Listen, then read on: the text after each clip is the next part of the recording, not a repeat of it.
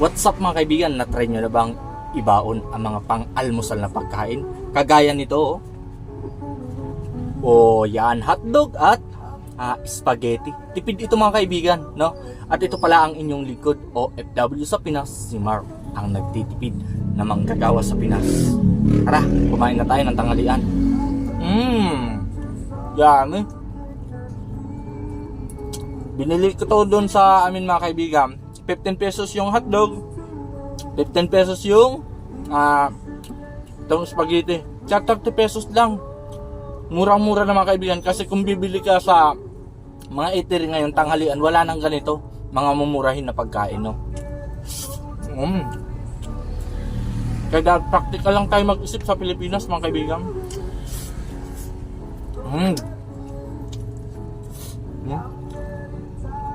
Spaghetti, yummy. My favorite.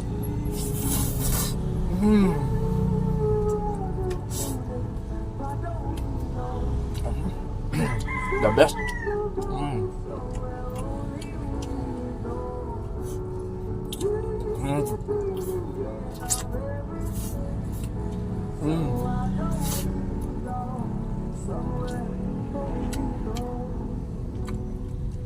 Sa Caramuan, Camarines Sur kami magruta ngayon mga kaibigan. Biyahe kami papunta doon, no? Kaya dapat masarap ang kain natin at marami tayong makain. Medyo mainit nga ang panahon ngayon sa Pinas mga kaibigan.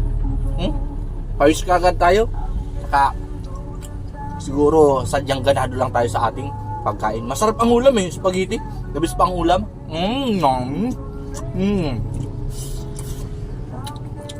Labis pa mga kaibigan. Ito ang ganitong mga ganitong ulam talaga ang mga favorite ko.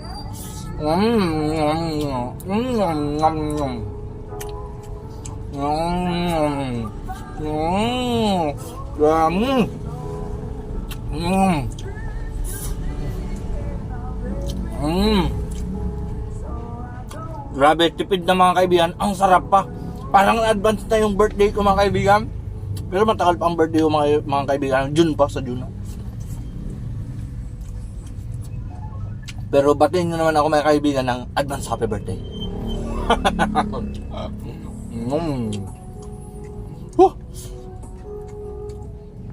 The best mga almusal na pagkain, no?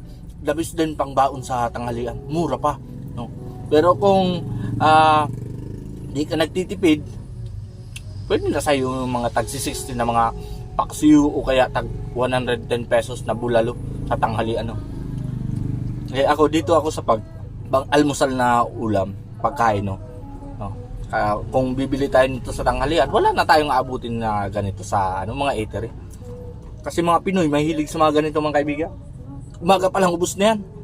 Before 7, ubos na yan. Ito binili ko mo 6:30. Kasi kanilang almusal mga kaibigan, ang ulam namin ay Lucky Me. Kaya bumili lang ako doon sa alam nyo ba kung saan ako bumili ng mga kaibigan? Doon pa rin sa tipid na bilihan mga kaibigan. Sa bilihan ng mga estudyante. Student meal. Parang gaming init. Tapos gaming sarap pa ng pagkain.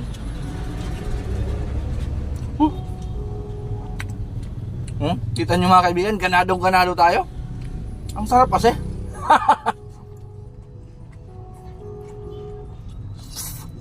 30 pesos, raos na yung tanghalian. Tapos nagbaon lang tayo ng kanin sa dahon ng saging. Ang sarap. Ang bango at malasang-malasa yung kanin natin. At masarap din yung yung hotdog na mumuray, juicy siya.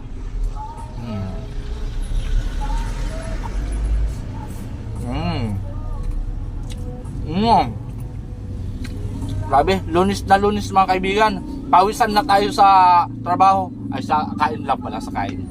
Sa trabaho hindi naman ako nagpapawisan Relax lang ang trabaho namin bilang isang ahente.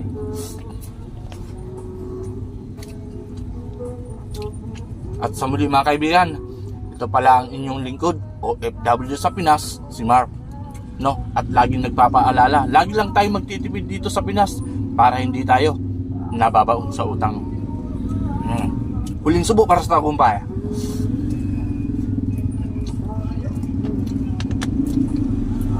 Hanggang sa muli mga kaibigan. Paalam! Mag-ingat!